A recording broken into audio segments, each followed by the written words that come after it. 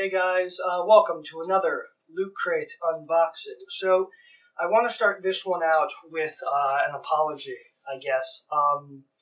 This is not technically my first time unboxing this. I recorded an unboxing, and I did everything, and then when I stopped recording and I found out the camera glitched out and didn't actually record it. So, some of the stuff in the box has been opened. So, I apologize for that. This is not technically my first reaction. But, I'm still going to talk about it like I normally would, and I feel like people watch it more for me talking about it than reactions, considering the last two, I wasn't very excited or really anything about much of what was inside. This one, I can say, having already seen it, but also based on their promo stuff that I saw about the Origins theme, I think I'm going to like it. I know I'm going to like it, but when I initially recorded this, I said that I think I was going to like it. So, here we are. It's a Loot Crate. It's a box. I hope you didn't see my address. I might have to blur that. Okay, so I'm going to open it. Here we are.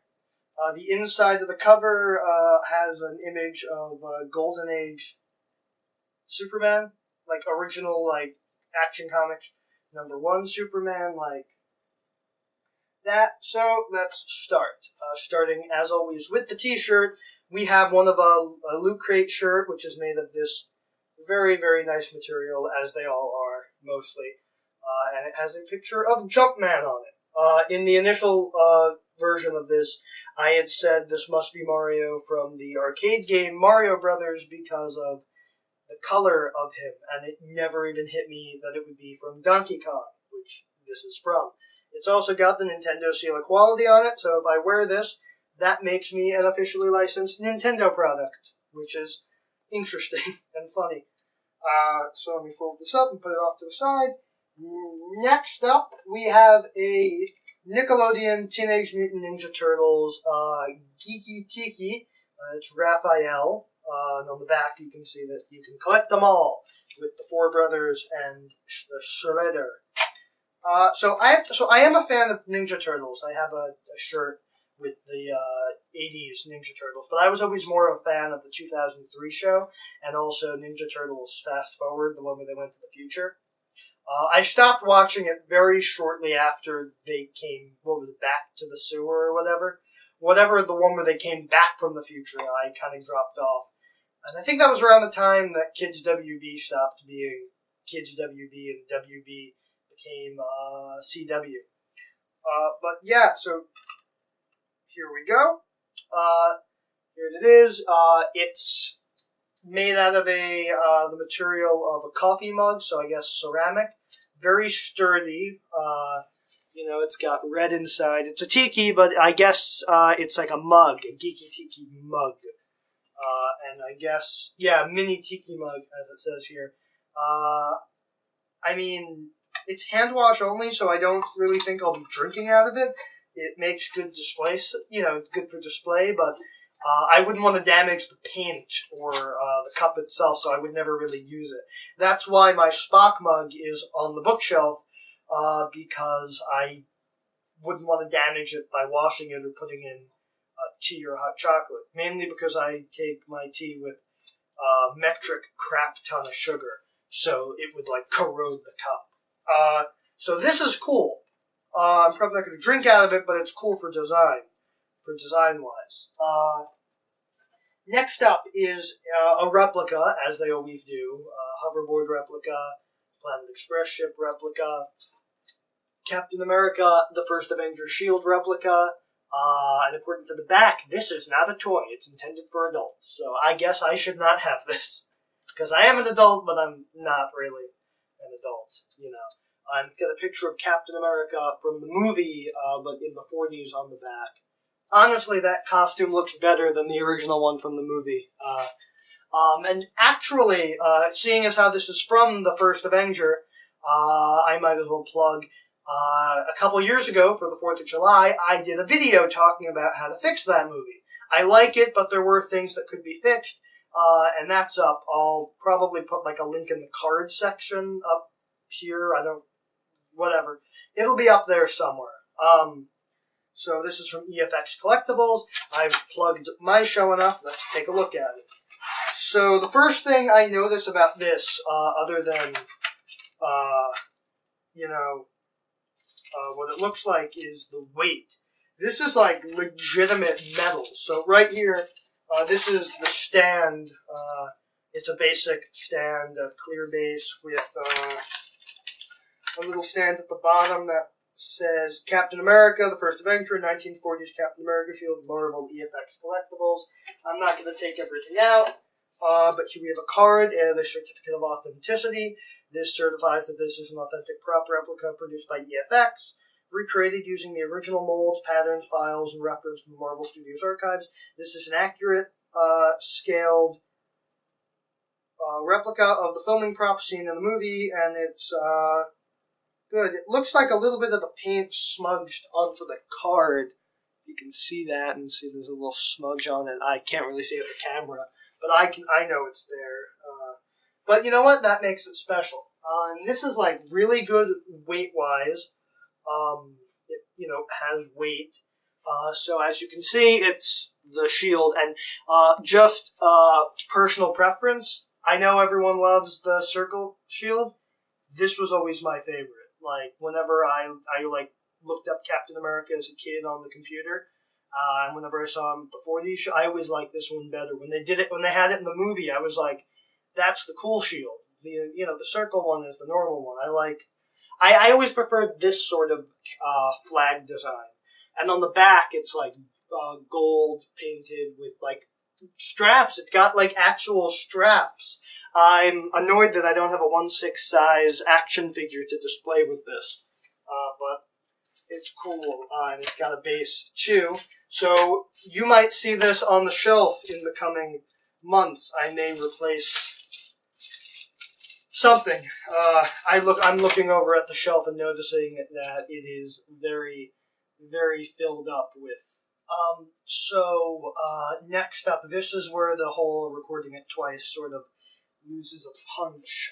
So I will say I'm impressed, and this is the coolest thing ever. But I've seen it already, so it kind of loses the punch. So, because the theme is Origins, we get a reprinted copy, Loot Crate exclusive, a special edition reprint of Action Comics #1, Volume 1, featuring the first appearance of Superman. We get a little DC authenticity card featuring signatures and the names of Dan DiDio and Jim Lee, who I think are good. I'm not sure. I don't remember what Linkara has said about them. And I already opened it, and I'm sorry, guys. But here we go. And it's reprinted with the original ads intact. And it's not just Superman. We have a bunch of other stories. We have a black and white Chuck Dawson story. He is a cowboy. We've got Zatara, Master Magician, who I believe is the father of Zatanna. We have a story with him in it. We have South Sea Strategy, which I suppose is part of an ongoing serial story. This might end up in Short Story Sanctuary, actually, because it's so short. We have a short comic about Sticky Mitts Stimson. And we have the adventures of Marco Polo. We all know how that ends. And we have Pep Morgan. And a black and white story about Scoop Scanlon, 5-star reporter, and Tex Thompson. And then a little Stardust column featuring stuff about famous Hollywood people, including the only name I recognize on this, Fred Astaire. So, this is awesome. This is cool. I feel bad because I really like Blood Gun, but I also really want to put this up on the shelf because this is awesome. And finally, we get a pin, a Teenage Mutant Ninja Turtles pin. And I'll tell you, even though I've already looked in the book, so I know it comes. That pin gets me the first 5 issues of the IDW series on Comixology for free, which is pretty cool because those, comics, even digital comics, are a little pricey. And so we have the book. Unlike the other ones, this doesn't transform into a box. It transforms into like a comic or magazine holder. I remember we used to have these on our desks for notes and stuff in elementary school. We were told to make them out of cereal boxes because then they would look cool. I made mine out of that Bart Simpson peanut butter cereal, which I don't remember if it was good, but I remember it was cool because it was The Simpsons. So we have a little thing about the shield. We have a history of the shield. You could take a look at that. Pause the video. We have the thing about the shirt, a little write-up about the generations of video games. We have a thing about the tikis, which also talks about, which has little horoscope entries for which turtle you are. And you can also get the rest of them on Vault.Loot Crate, which is cool. You get a drink recipe. You have a make your own origin story with one of those pick things. And a thing about Superman's powers, and a little infographic of Superman's hair over the years. Personally, I like the mullet from Return of Superman. My personal preference. This is what tells you about the thing. Coming soon to Loot Crate. Something involving the new Mass Effect game. I'm still working on doing Let's Play of the first one. Fictional character New Year's resolutions. And the thing about Rogue One.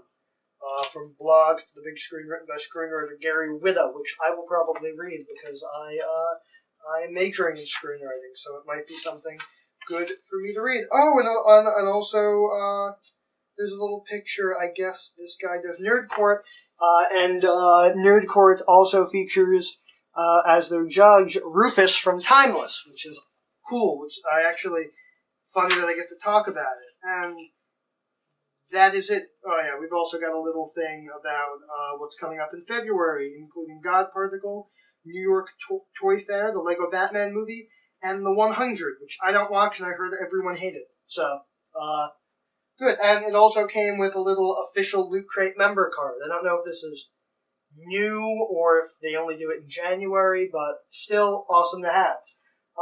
And that is the crate. Like I said, I apologize that I didn't get to do a full, we got a lot of good stuff this month, and I don't know if this was intentional or not. I'm not saying it was, and I try not to make political statements, but the fact that we got something featuring Captain America, who was known for socking Adolf Hitler in the jaw. That was my imitation of a punch. You can tell I've never been in a fight. And Superman, who was created by 2 Jewish-American writers during World War II.